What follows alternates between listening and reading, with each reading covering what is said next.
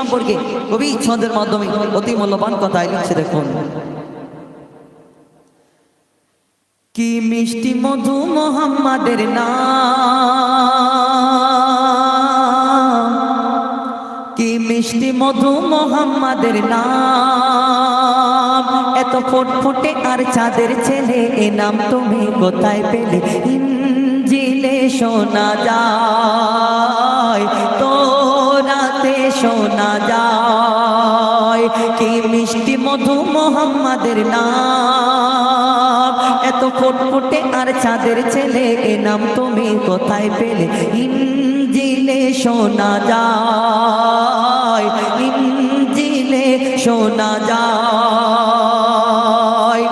আল্লাহ রাসূল দো জাহানের বাদশা, তার সম্পর্কে কবি ছন্দের মাধ্যমে লিখছেন।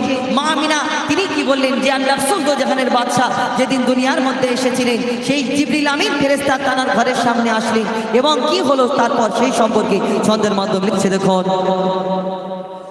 মা আমিনার ওই খেজুর তলায় নূরকে নিয়ে হুরি দোলা দোলায়, মা আমিনার ওই খেজুর তলায় নূরকে নিয়ে হুরি দোলা দোলায়, বোরাক এসে ডানা বিছায়, সেই ডানাতে নবীর নাম দেখা যায়, সেই ডানাতে নবীর নাম দেখা যায়।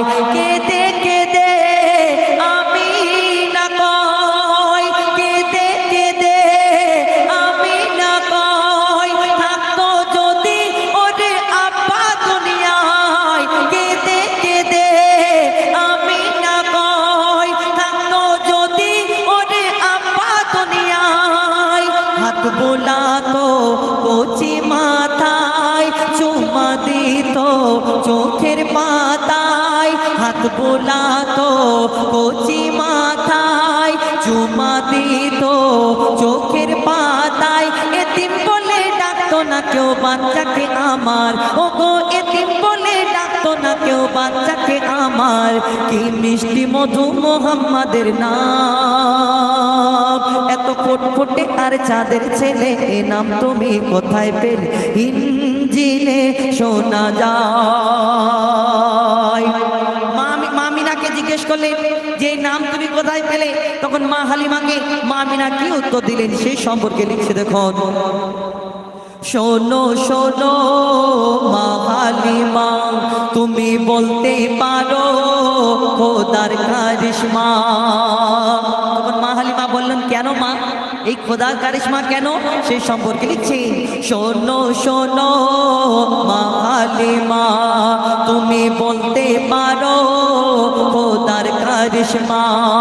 জিবরিল এলো আমার ঘরে আর শিশু নবীকে বুকে ধরে, কি বলে আর কবর দিল আল্লাহ আহাদ। জিবরিল আমিন মা আমিনাকে বলছে ওই কবর দিল আল্লাহ আহাদ, কবর দিল আল্লাহ আহাদ, তোমার লালের নাম মুহাম্মদ, কবর দিল আল্লাহ আহাদ, তোমার লালের নাম মুহাম্মদ।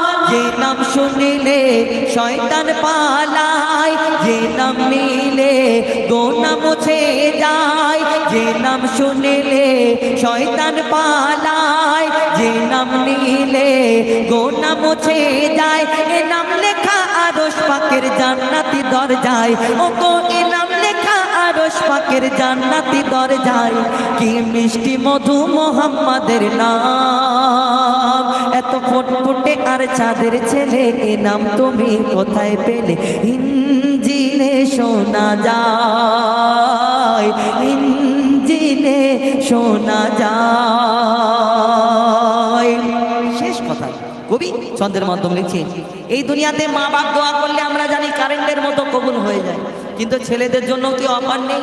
ছেলেদের জন্য অফার আছে, কিন্তু আমরা সেই অফারটাকে অ্যাকসেপ্ট করি না। এই দুনিয়াতে মা যখন দোয়া করে সঙ্গে সঙ্গে ছেলের জন্য কবুল হয়ে যায় কারেন্টের মতো, যেরকম এখানে সুইচ মারলে ওখানে লাইট জ্বলে, তেমন মা বাপ যখন কবরবাসী হয় তখন ছেলেপুলে যদি সেই বাপ মার জন্য আল্লাহর দরবারে হাত তুলে দোয়া চাইতে থাকে, এই আল্লাহ আমার বাপ মাকে ক্ষমা করে দাও, মাফ করে দাও, আল্লাহ ক্ষমা করে। কিন্তু আমরা কি করি? সেইটা তো করি না।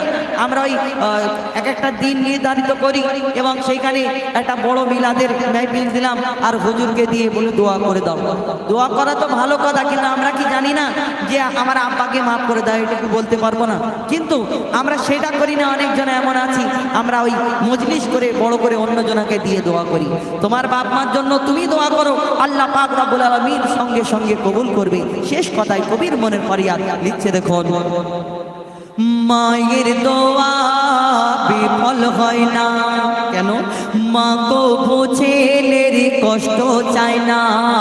মায়ের দোয়া বিফল হয় না, মা কবু ছেলের কষ্ট চায় না।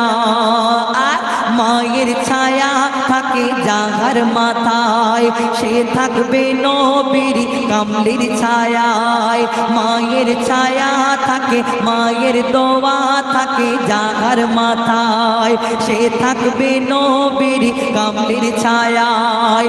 মা বাপ যখন কবরবাসী হয়, মা বাপ যখন কবরবাসী হয়, সন্তান যদি তখন দোয়া চায়। মা বাপ যখন কবরবাসী হয়, সন্তান যদি তখন দোয়া চায়, কবুল করে আল্লাহ আহাদ, দোয়ার ওসিলায় গুনাহ হয় মাফ। কবুল করে আল্লাহ আহাদ, দোয়ার ওসিলায় গুনাহ হয় মাফ। মইদুল ইসলাম শান্তি পাবি বাপ মার সাদকায়, ও গো মইদুল ইসলাম শান্তি পাবি বাপ মার সাদকায়। কি মিষ্টি মধু মোহাম্মদের নাম, এত ফুটফুটে আর চাঁদের ছেলে, এ নাম তুমি কোথায় পেলে? ইনজিলে শোনা যায়, ইনজিলে শোনা যায়, ইনজিলে শোনা যায়। শুনবেন পরবর্তী শিল্পী আপনাদের সম্মুখে